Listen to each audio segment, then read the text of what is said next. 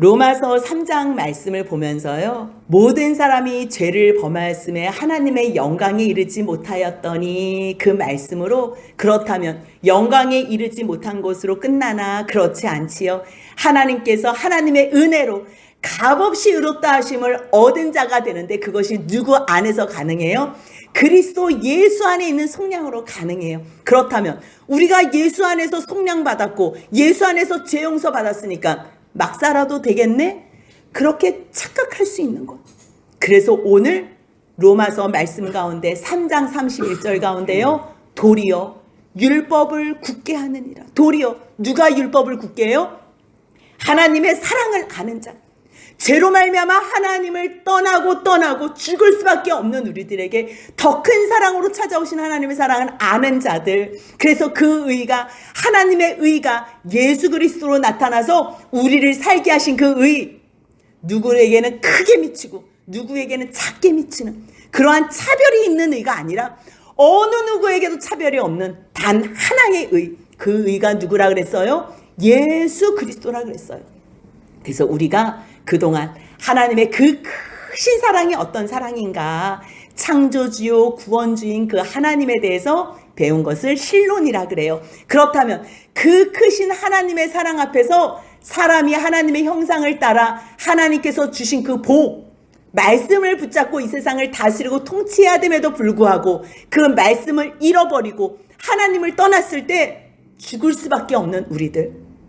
그냥 하나님은요, 그런 인생들을 내버려 두시지 않고 더 큰 사랑, 하나님의 은혜, 값으로 측정할 수 없는 은혜, 차별이 없는 은혜, 한 의 대신 예수 그리스도로 우리에게 임해 주셨다는 것. 그래서 우리를 구원해 주셨다는 것. 그래서 예수 그리스도 기독론에 대해서 배웠어요. 그렇다면 예수님을 주셨는데 그 주신 예수님을 아멘, 아멘, 감사합니다 받는 사람들, 주님을 나의 주요 그리스도요 하나님의 아들로 믿는 사람들의 모임이 구원받은 사람들이고요, 그 구원받은 사람들의 모임을 교회라고 해요. 구원은 누가 받아요? 하나님께서 죄인을, 죽을 수밖에 없는 죄인을 사랑하여 주셔서 자기 아들 독생성자를 보내셨다는 것을 믿기만 하면 구원을 받아요. 그 구원받은 사람들의 모임이 교회라 그랬어요. 그렇다면 그 교회는 누가 이끌어 가시나요? 아무리 예수님께서 이 땅에 내려오셔서 죽으시고 부활하시고 승천하시고 재회하셔도 성령님이 우리로 알게 해주시지 않으면, 하나님의 은혜와 그 지혜와 능력으로 우리가 깨닫지 않으면 예수 그리스도를 못 박아 죽이는 장본인이 된다니까요. 그렇기 때문에 성령님이 이 땅에 오셔야지만, 성령님께서 우리를 인도하시고 감동 주시고 가르쳐 주시고 때로는 잘못한 걸 책망해 주실 때에 우리가 성령님의 인도를 받아 나아가는 사람들만이 끝까지 하나님께서 허락하신 교회가 되는 거예요. 교회 이랬을 때요, 우리는 먼저 유형교회, 보여지는 교회가 머릿속에 있어요. 이 교회는요, 예배당이에요. 예배당. 뭐 충영교회, 영락교회, 사랑의 교회, 힘이 있는 우리 교회, 이런 교회가 떠오르면 안 돼요. 교회 그러면요, 예수 그리스도께서 머리가 되시고 예수님을 구원주로 고백하는 사람들의 모임. 그래서 교회는요, 하나예요. 하나. 한 새 사람으로 만들어진 새로운 피조물. 누구 안에서요? 예수 안에서. 누구로 지어져요? 성령으로. 그랬을 때 성령이 충만하면 어떠한 삶을 살 수 있나? 성령이 없으면요, 우리는 예수를 죽일 수밖에 없고 예수를 거부하고 예수를 떠나고 말씀과 상관없는 삶을 살 수밖에 없어요. 하지만 구하고 찾고 두드리라, 그러면 너희에게 주시리라고 약속하신 하나님 앞에서 주님, 성령을 주옵소서, 성령을 주옵소서. 주님께서 다른 것 구하지 말라 그랬어요. 너희가 먹을 것, 마실 것, 입을 것, 이런 건 구할 필요가 없어. 왜냐하면 아버지, 어머니가 있는 자식들이 내가 오늘 뭘 먹지? 뭘 마시지? 뭘 입지? 이런 거는 생각할 필요가 없는 거. 왜요? 아버지가 알아서, 어머니가 알아서 다 제공해 주기 때문이에요. 그렇다면 이 땅에 살아가는 하나님의 자녀로 사는 사람들이라면 하나님이 우리의 영원한 아빠, 아버지라는 것을 믿기 때문에 먹을 것, 마실 것, 입을 거는 하나님께서 필요에 따라 다 제공해 주실 것을 믿는 거예요. 그런 거를 구하는 사람들은 하나님을 아버지라고 생각하지 않고 하나님을 왕으로 섬기지 않는 이방인들, 하나님 모르는 이방인들이 이거 주옵소서, 이거 주옵소서, 비나이다, 비나이다, 비나이다, 매일 세상의 것, 세상의 영광을 위해서 빌지만 너희들은 세상의 것을 위해서는 구하지 마. 너희들이 구할 것은 그의 나라, 그의 의, 하나님의 나라, 하나님의 의야. 근데 그걸 누가 구할 수 있냐는 거예요. 성령이 충만한 사람들만 구할 수 있는 거예요. 그랬을 때 성령이 충만한 사람들의 삶의 결과는 무엇인가? 거룩한 삶을 살아요. 세상에 속해서 세속적인 삶을 살지 않아요. 그냥 그거 자잘한 것 가지고 그거 따먹겠다고, 그거 이겨보겠다고, 그거 내가 쟁취하겠다, 빼앗겠다고 그렇게 경쟁 구도로 살지 않아요. 영원한 하나님의 나라가 나의 나라라는 걸 알고 내가 하나님의 상속자라는 걸 알기 때문에 이 세상에서 뭐 수백억, 수천억, 수십조 그 정도 상속받는 게 아니에요. 영원한 시간에서 하나님의 나라를 상속받는 자녀가 되는 거예요. 그러니 세상 사람들과 구별된 삶을 살 수밖에 없어요. 그 삶을 뭐라 그래요? 거룩한 삶이라 그래요. 그렇게 살 때에 이 땅에서 하늘의 풍성한 열매를 맺는 거예요. 일상적인 삶의 문제를 초월하여 그것은 아버지 하나님께서 다 해결해 주신다는 것을 알기 때문에 하나님의 동역자의 삶을 사는 거예요. 그 삶이 어떤 거예요? 복된 삶이며 예수를 증언하여 예수 안에서 결국 하나님 앞에 마지막 때 종말론의 삶을 사는 인식을 가지고 사는 거예요. 그래서 오늘 종말론, 하나님 앞에서 성령 충만한 사람들, 즉 너희도 성령 안에서 하나님이 거하실 처소가 되기 위하여 그리스도 예수 안에서 함께 지어져 간다면 종말론을 사는 사람, 종말은요 꼭 예수님이 오셔야만 종말이 아니에요. 오늘 내가 이 땅에서 살다가 주님 앞에 부르심을 받는다면 그것이 나의 인생의 종말이 되는 거예요. 그렇기 때문에 모든 시대에 모든 사람들은 종말론적 세계관을 가지고서 살아야 돼요. 그렇다면 성령 충만하여 하나님의 교회로 하나님께서 거하실 성전으로 지어져 간다면 가장 필요한 게 무엇일까? 성령 충만하여 신앙생활을 하는 것인데 신앙생활이란 무엇인가에 대해서 오늘 종말론적인 삶을 살아야 될 우리들에게 주님께서는 말씀해 주세요. 첫 번째로 신앙생활이란 하나님과 동행하는 거예요. 저 목사님 신앙이 좋은 것 같아. 저 장로님, 저 권사님 신앙이 좋은 것 같아. 무엇으로 봐요? 성경책 끼고 아침 저녁으로 예배드리고, 물론 그것도 신앙이 좋아야지 드리지. 구구절절히 감사 예물 제목 쓰면서 드리면요 더욱더 감사가 넘치기 때문에 신앙 좋은 주님의 종들이라고 말을 할 수 있어요. 하지만요 그런 것들은 중요해도 마음 없이 외식적으로 할 수 있다는 거예요. 마음 없이 사람들에게 뭔가 보여주기 위해서 아침 저녁으로 나와서 예배 드릴 수 있어요. 사람들에게 내가 뭔가 뭐 좋은 일이 있다고 감사 제목 쓰면서 드릴 수 있어요. 그거는 굉장히 중요하지만 외식적으로도 할 수 있기 때문에 위험해요. 그렇다면 진정한 신앙이 있는 사람들, 그 사람들의 삶은 무엇으로 알 수 있나? 저 사람이 하나님과 얼마나 동행하는 삶을 사는지 아는 거예요.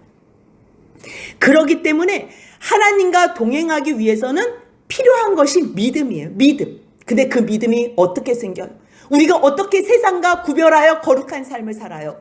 바로 하나님의 말씀과 기도로만 거룩해져요. 그렇다면 마지막 영혼을 앞두면서 종말론적 세계관으로 사는 우리들은 이 땅에 살지만 하나님 나라를 동시에 살기 때문에 발은 보이는 이 땅에 두 발 딛고 사는데 우리의 마음과 우리의 자세는 하나님의 통치 가운데서 사는 거예요. 그렇기 때문에 종말론적인 세계관을 가지고 사는 사람들은요 두 나라를 살아요.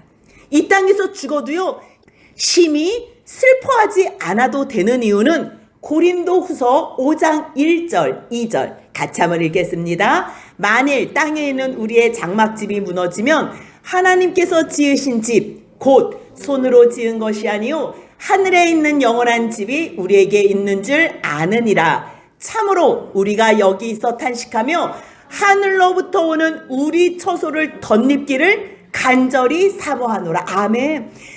하나님의 나라, 하나님의 집을 덧입지 않으면요, 우리는 이 땅에 살면서 육체로만 살아요. 세상 사람들하고 구별이 아니에요. 그냥 교회만 들어와 있을 뿐이지 여전히 세상 것을 구하고 살아요. 그렇게 살지 말라 그래요. 만일 너희들이 이 땅에 살다가 육신의 장막집이 무너지면 걱정하지 마. 손으로 지은 집, 우리들이 뚝딱뚝딱 이러한 집들을 짓고서 예배당을 짓고서 이곳에서 예배 듣고 각자 집에서 살잖아요. 아니, 그리고 우리의 육체가 이렇게 살아서 움직이고 있다가 만약에 죽게 되더라도 걱정하지 마. 하나님께서 직접 하나님의 손으로 지으신 집, 하늘의 영원한 집, 하나님께서 우리를 초청해 주시는 영원한 처소가 있다는 거예요. 그렇기 때문에 그 처소는 죽어서만 가는 처소가 아니라 이 땅에서 하나님 앞에 하나님의 나라를 덧입는 거예요. 나라를 덧입는다는 게 무슨 말인지 우리가 어려울 수 있어요. 나라의 3대 요소가 뭐라 그랬어요? 주권, 백성, 땅이에요. 주권은 그 나라를 다스리는 법이 어떤 법이냐? 그리고 그 나라의 땅 위에서 백성들이 있을 때 3대 요소로 국가가 성립이 돼요. 나라가 성립이 돼요. 그렇다면 하나님의 나라를 사는 하나님의 백성들은 이 땅에서 어떻게 살아야 되냐면요, 하나님의 말씀인 주권과 법 그 안에서 순종하면서 이 땅에 하나님께서 허락하신 이 땅에 살면서 동시에 우리는 하나님의 백성으로 하나님 나라를 사모하며 사는 거예요. 그러한 우리가 모여서 하나님의 백성이 되는 거예요. 그렇다면 왕의 영광은 뭐예요? 그 나라의 백성이 많았을 때 왕의 영광이 되는 거예요. 그렇기 때문에 우리는 내가 하나님을 믿고 예수 안에서 구원받아서 하나님의 백성이 되는 것도 너무너무 영광스러운 거지만 하나님의 기쁘신 영광을 위해서 하나님의 백성들을 많게 모으는 거예요. 그것을 위해서 우리가 뭐를 해요? 예수 그리스도의 이름을 증거하며 전도의 삶을 사는 거예요. 그렇다면 우리가 때로는 육신의 장막이 무너져서 죽어도요, 주님께서 부활체로 우리를 다시 살려주시기 때문에 그것을 사모하며 영원을 앞둔 성도들은요, 이 땅에서 충성하며 하나님의 보좌 앞에 나아갈 것을 사모하며 가야 돼요. 그렇다면 하나님께서 하나님의 나라 천국을 주는데 우리가 무엇을 해서 가야 되나? 예수님께서는요, 마음에 근심하는 제자들을 향하여 잡히시던 그날 밤에 요한복음 14장 1절에서 너희 마음에 근심하지 마. 너희 하나님 믿지? 그러면 또한 너희가 나를 믿어라. 하나님을 믿는다면 나를 믿어야 돼. 지금 내가 하나님의 집에 너희가 거할 곳을 준비하러 가. 뭐라고 말씀하시냐면요, 요한복음 14장 2절 같이 읽겠습니다. 내 아버지 집에 거할 곳이 많도다. 그렇지 않으면 너희에게 일렀으리라. 내가 너희를 위하여 거처를 예배하러 가노니. 하나님 집에 거할 곳이 많은데 거처를 또 예배하러 간대요? 이게 무슨 말일까요? 집이 많으면 굳이 거처 예배하러 갈 필요가 없어요. 근데요, 아무리 하나님 집에 거할 곳이 있어도 그 거룩한 곳에는 죄가 없는 사람이 가는 거예요. 근데 우리는 죄가 있어서 갈 수가 없는 거예요. 그러니까 어떠한 문제가 해결이 돼야 돼요? 죄 문제가 해결이 돼요. 죄 문제. 죄 문제가 해결이 되기 위해서는 예수님이 십자가를 죽으시러 가야 되는 거예요. 그래서 내가 너희를 위하여 거처를 예배하러 간대.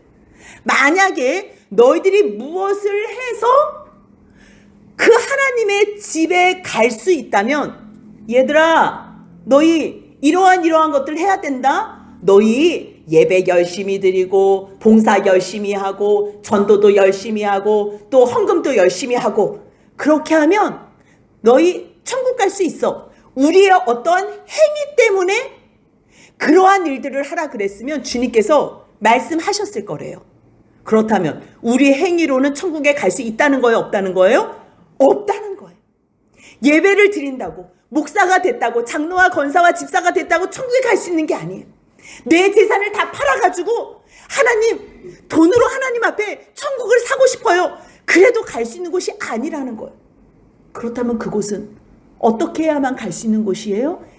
예수님이 십자가에 죽으셔야지만 하나님께서 준비해 놓으신 한 의, 하나님의 의, 차별이 없는 그 의, 모든 사람들에게 용서해 주고 속죄의 제물이 되시는 한 의, 그분이 예수 그리스도라는 거예요. 그 예수 그리스도의 죽으심으로만 우리가 용서함 받고 죄 용서함을 받아서 천국을 갈 수 있는 거예요. 그렇기 때문에 지금은 뚝딱뚝딱 천국을 만들러 간다는 말이 아니고요. 이미 벌써 다 준비해 놓은 천국이지만 너희들이 죄 때문에 갈 수 없는 그 천국을 내가 그 죄에 대해서 해결해 주기 위해서 죽으러 간다, 그 말씀을 하는 거예요. 그렇다면 우리가 할 게 아무것도 없네? 그럼 그냥 놀고 먹기만 하면 되네? 놀고 먹으면 하나님께서 우리에게 어떠한 사랑을 베풀어 주셨는지를 모르는 거예요. 아담의 죄로 말미암아 날마다 죄를 향해서 쏜살같이 달려가는 우리들이 말씀과 기도로 붙잡혀 있지 않고서는 하나님의 그 거룩하신 뜻을 알 수 없기 때문에 영혼을 앞둔 성도들에게 요한계시록에서 예수께서 친히 요한에게 나타나셔서 뭐라고 말씀하셨냐면 요한계시록 1장 3절 같이 읽겠습니다. 이 예언의 말씀을 읽는 자와 듣는 자와 그 가운데 기록한 것을 지키는 자는 복이 있나니 때가 가까움이라. 아멘. 주님께서 마지막에 오시든지 아니면 내가 먼저 주님께로 가든지 우리는요 마지막을 준비하며 사는 사람들이 돼야 돼요.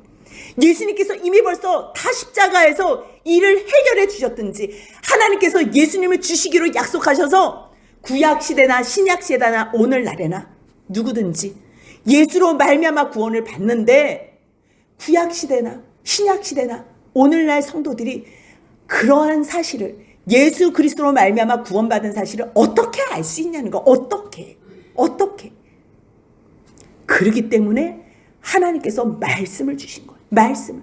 그때 이 말씀을 일단 읽어야지 알아요. 이 세상을 누가 창조하셨는지, 사람은 왜 만드셨는지 성경을 읽어야지 아는 거예요. 근데 혼자 읽어서는 잘 몰라. 그래서 설교를 듣는 거예요.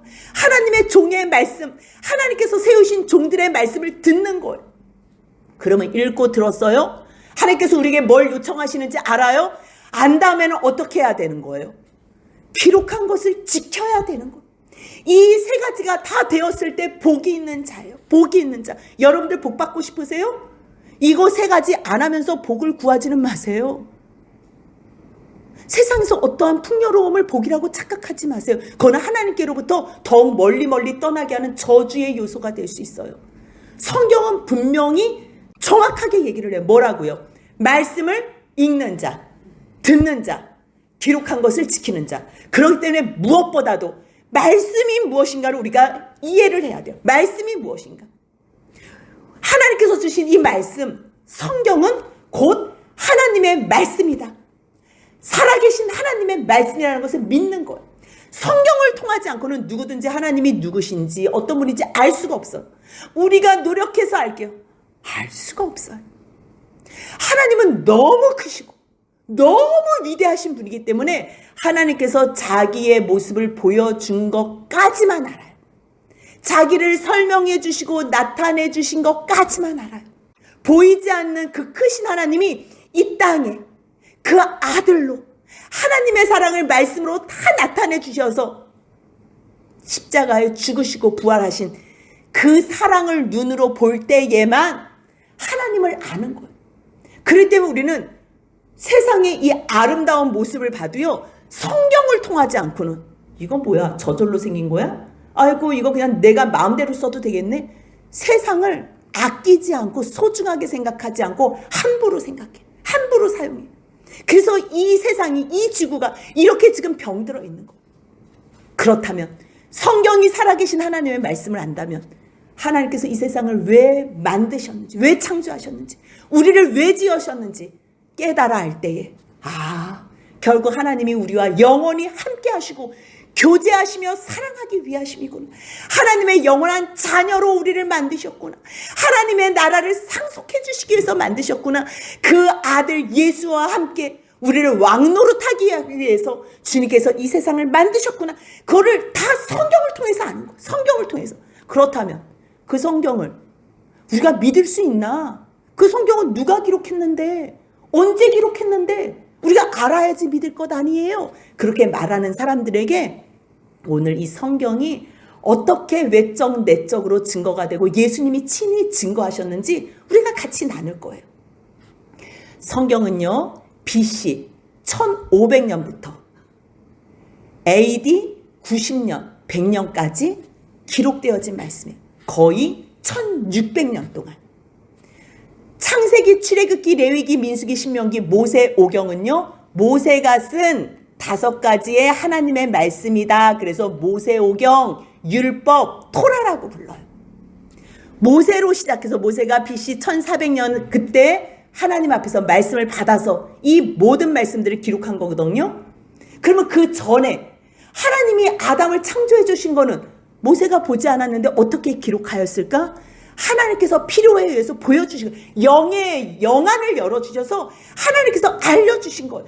알려주신 것을 기록하는 거예요. 모세가 알고 있는 자기의 모든 성품과 그러한 성향을 다해서 성경을 기록한 거예요. 그렇다면 제일 마지막 성경은 사도 요한, 예수님의 12 제자였던 제자 중에서 예수님을 가장 많이 사랑해서 졸졸졸졸 쫓아다니면서 예수님의 사랑을 많이 받았다고 자처했던 사도 요한이 반모섬에 가서 예수님께서 보여주신 이 환상과 계시를 보고서 하나님은 하나님의 백성들을 놓지 않으시는구나. 아무리 어렵고 척박한 광야와 같은 고통의 시간이라도 이 땅의 인생이라도 하나님께서 준비해 놓으신 그 영광의 나라를 사모하며 하나님 끝까지 힘내겠습니다. 끝까지 힘내겠습니다. 그렇게 기록한 말씀이 1600년 동안에 기록되어져 있어요.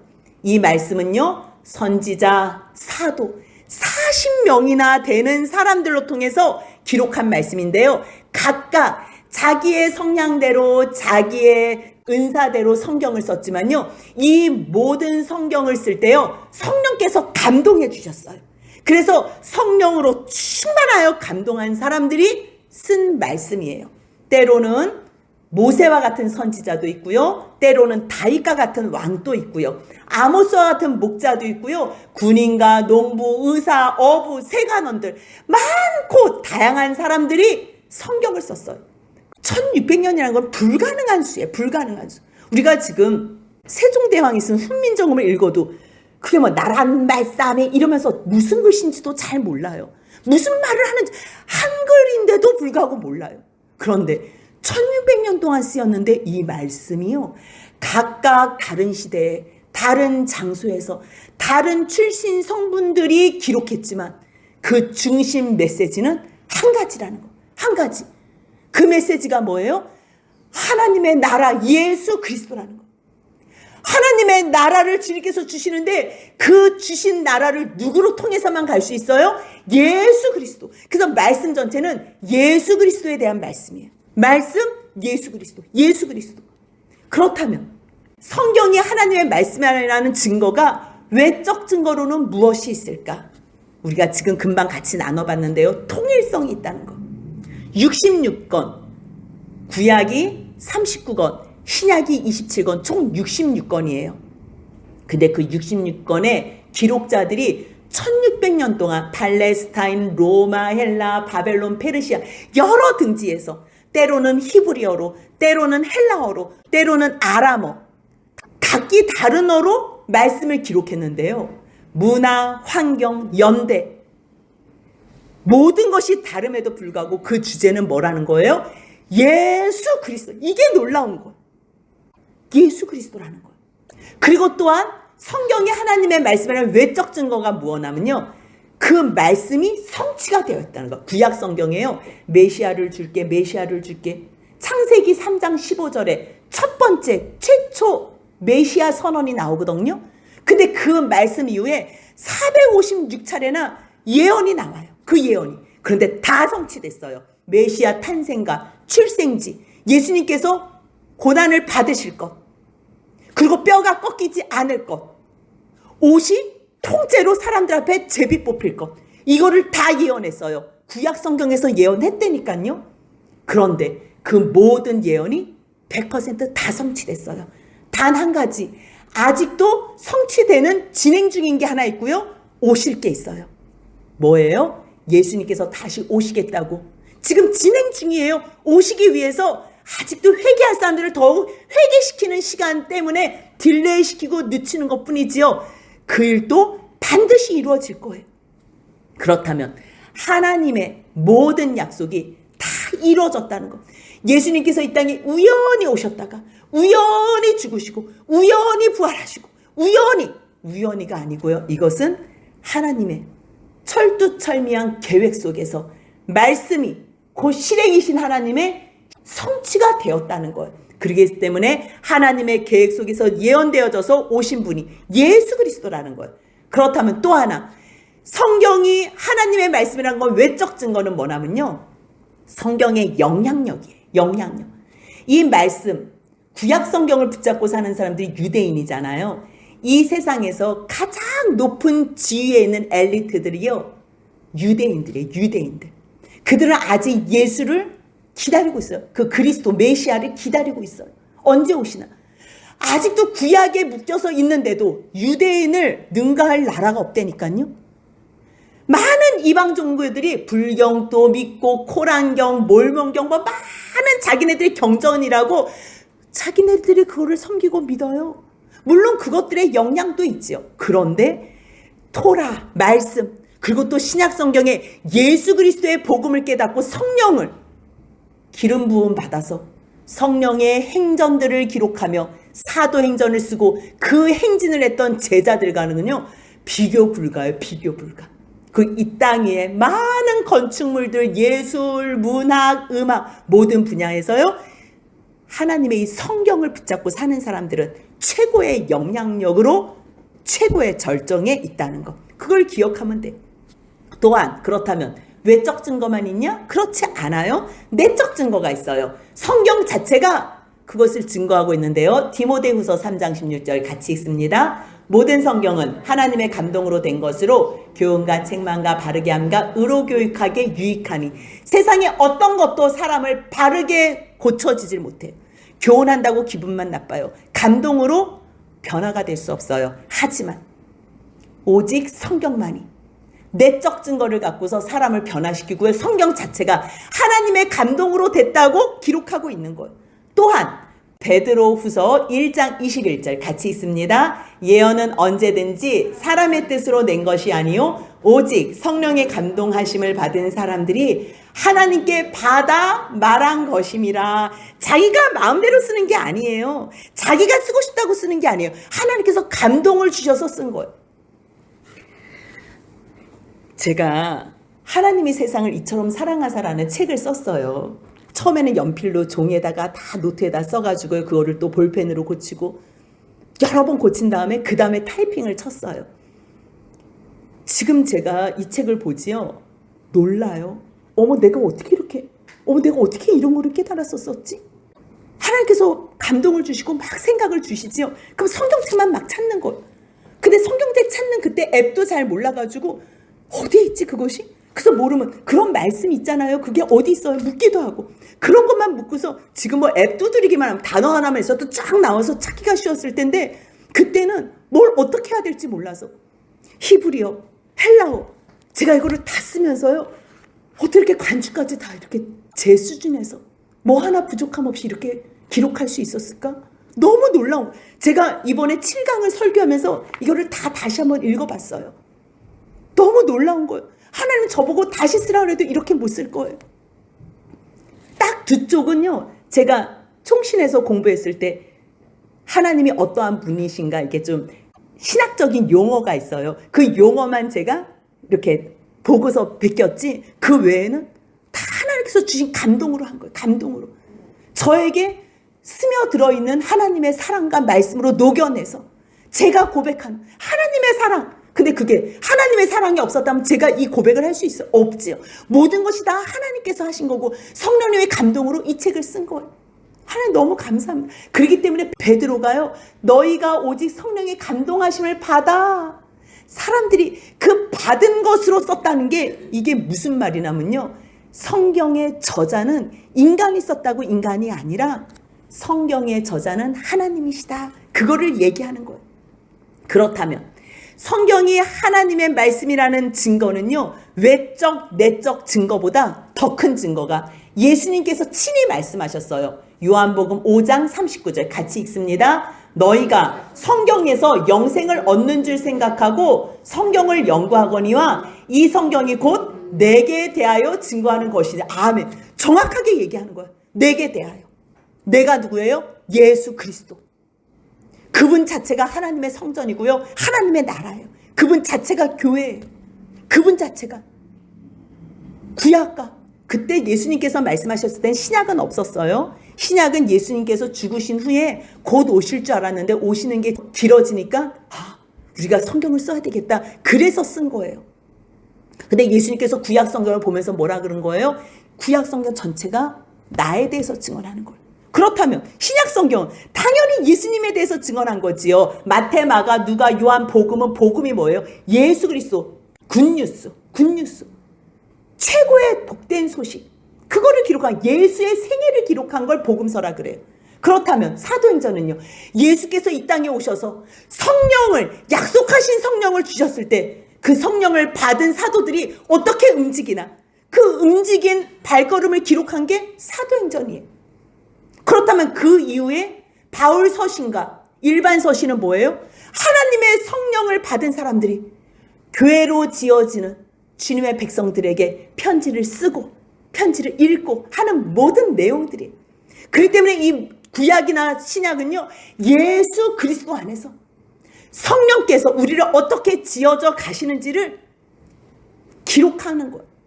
친히 예수님께서 이 성경은 하나님의 말씀이라고 직접 그렇게 선언하셨어요. 그렇다면 성경을 기록한 목적이 뭐냐? 목적이 똑같은 요한복음이에요.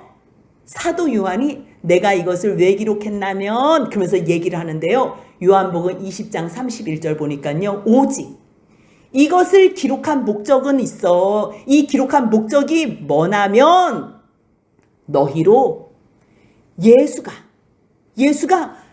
사람으로 오셨지만 그분은 하나님의 아들 그리스도라는 거예요. 하나님께서 약속하신 메시아, 기름 부은 왕이라는 거예요. 하나님의 아들. 하나님이 우리의 영원한 왕이고 이스라엘 백성을 다스릴 왕으로 알잖아요. 그분의 아들이니까 당연히 그분은 왕이시라는 거예요. 그리스도라는 거예요. 예수가 그리스도라는 걸 믿고 또한 그의 이름 뭐예요? 예수. 그는 자기의 백성을 그들의 죄에서 구원하실 분. 자기의 백성이니까 예수 자체가 왕이신 거예요. 그래서 그 이름을 힘입어 죄 용서함 받아 예수의 이름 의지해서 힘입어 생명, 영원한 생명을 얻게 하기 위해서 요한복음을 기록했다는 거예요. 그렇다면 요한복음만 예수에 대해서 하나님의 아들이심을 믿게 하고 그 이름, 예수의 이름으로 생명을 얻게 하는 게 이게 요한복음만이 아니지요. 모든 성경이지요.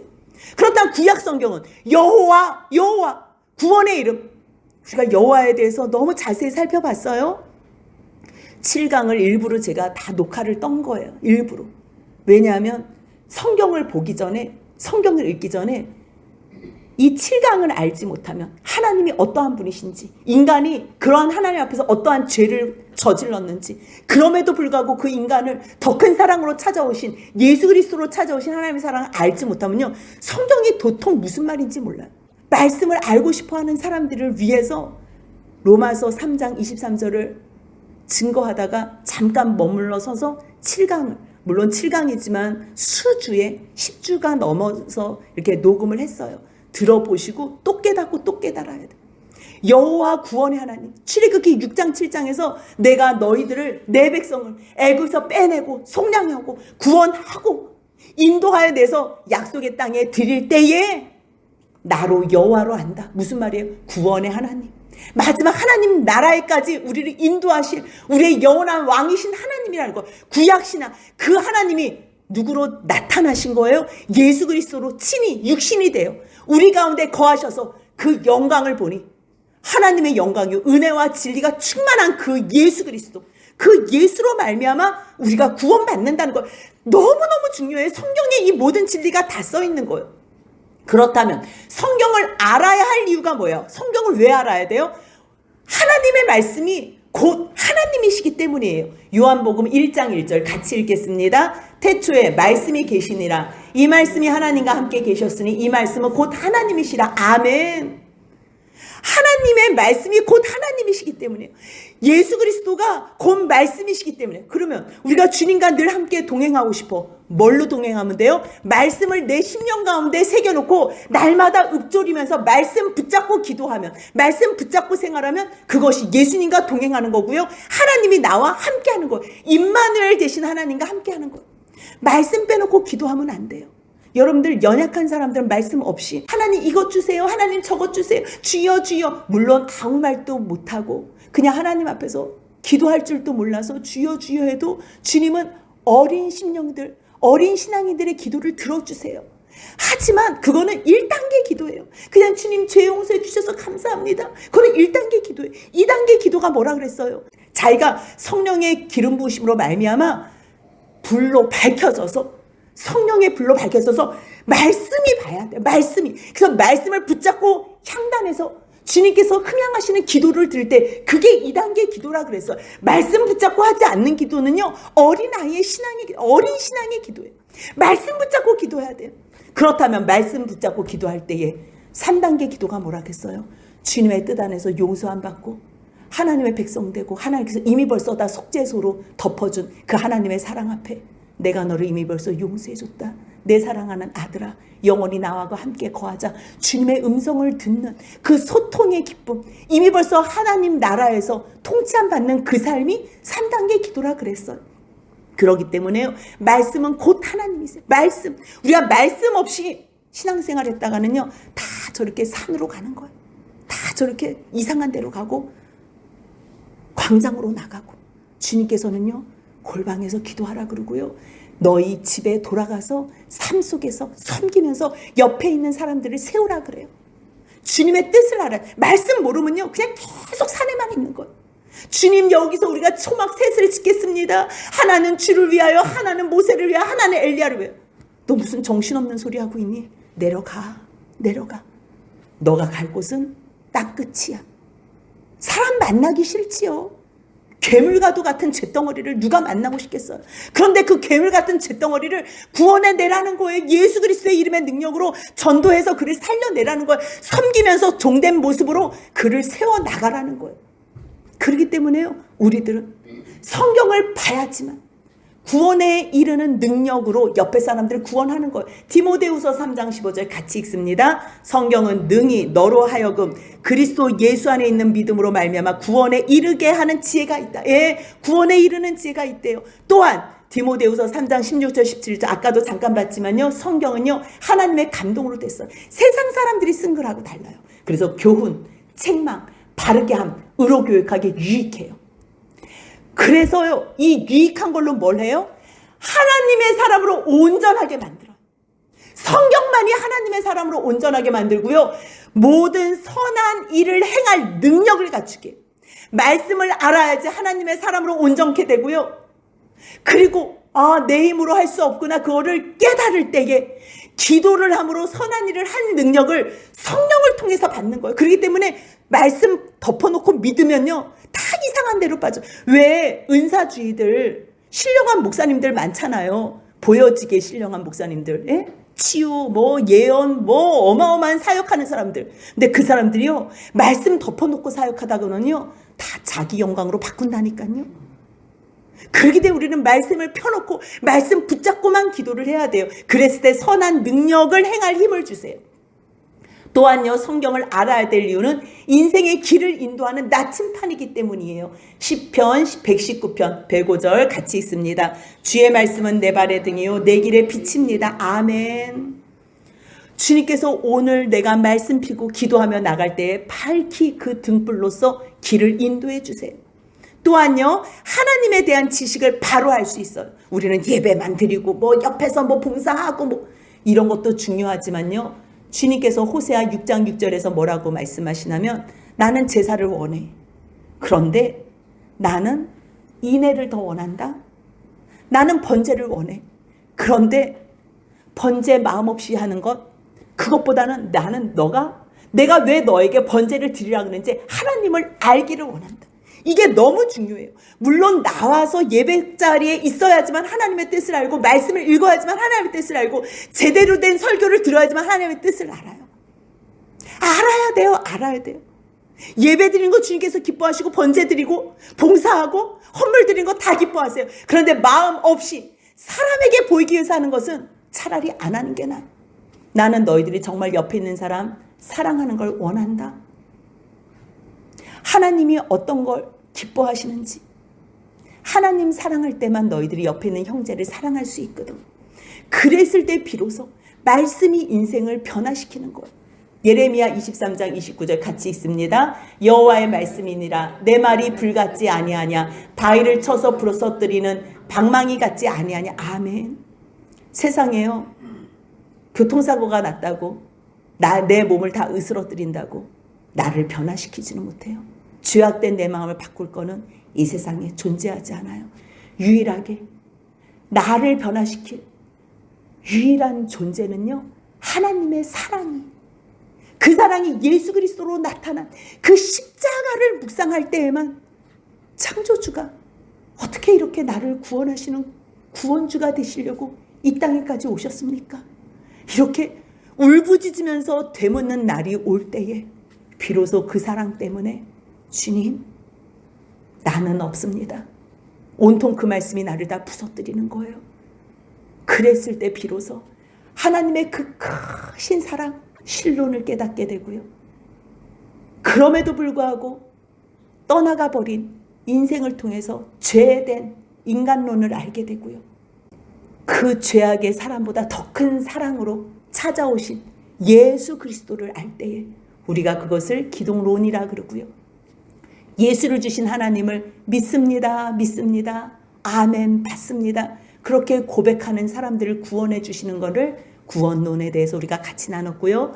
예수를 주와 그리스도와 하나님의 아들이라고 고백하는 자들이 모인 사람들이 교회고요. 그 교회는 성령님께서 인도해 주신, 물론 성령님은요 창조 때부터 함께 계셨어요. 그런데 우리가 배우자고 하니까 교회론 다음에 성령을 넣었어요.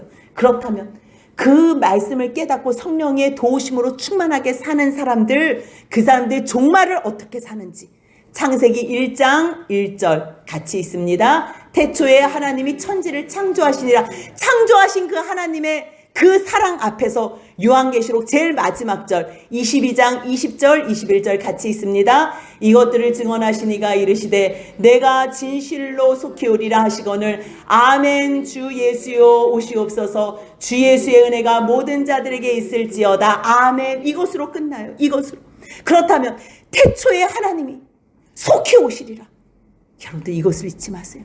성경을요 한마디로 하면 태초에 하나님, 그 하나님이 속히 오시리라. 그랬을 때 우리는 그 종말을 사는 우리들의 모습은 어때야 돼요? 코람데오와 마라나타의 삶을 살아야 돼요. 코람데오의 뜻이 뭐예요? 같이 읽겠습니다. 하나님 앞에서 하나님의 뜻을 구하고 분별하며 사는 삶, 코람데오의 삶이에요. 하나님 앞에서 날마다 신전 의식을 갖고서 하나님의 뜻이 무엇입니까?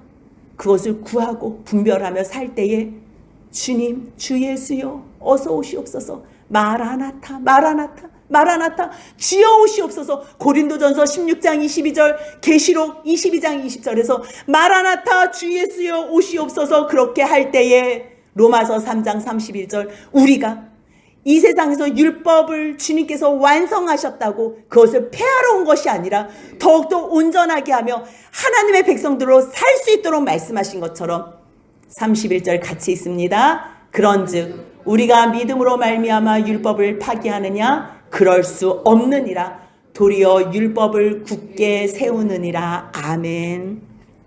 세상에 하나님의 말씀과 사랑을 모르는 사람들은요 그냥 율법을 파기해도 된다. 율법 우리들 못 지킬 거야, 못 지킬 거야. 율법 필요 없어. 못 지킬 거 주셨어. 그렇게 망령된 소리를 해요. 하지만 하나님은요 우리를 모험하거나 시험하거나 장난하기 위해서 율법을 주신 게 아니에요.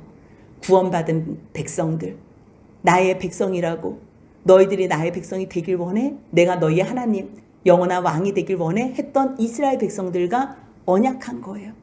충분히 구원받은 게 감사해서 살 수 있는 이스라엘 백성들. 그 백성들과 연합된 우리들, 유대인과 이방인이 하나 돼서 온전한 한 새 사람으로 새로운 피조물로 교회가 된 우리들에게 주님께서는 말씀을 주셨어요. 이 말씀은요, 세상을 통치할 수 있는 매뉴얼이에요. 우리들을 옥죄거나 족쇄로 얽매이기 위해서 말씀을 주신 게 아니고요, 하나님의 사랑 안에, 하나님의 말씀 안에 순종할 때 얼마나 너희들이 복된 삶을 살면서 이 죄 많은 세상에서 하늘의 기쁨을 누리며 살 수 있는지 하나님께서 우리에게 사랑의 편지를 주신 거예요. 그렇기 때문에 그 하나님의 마음을 아는 우리들은 율법을 폐하는 자가 아니라 율법 이상의 율법도 자원하는 마음으로 사랑으로 섬기는 그러한 삶을 살 수 있다는 거 기억하시면서 종말론적인 삶, 하나님의 사랑 앞에서 하나님을 사랑하며 내 옆에 있는 이웃을 사랑하는 저희 모두가 되시길 주님의 이름으로 축복합니다. 아멘.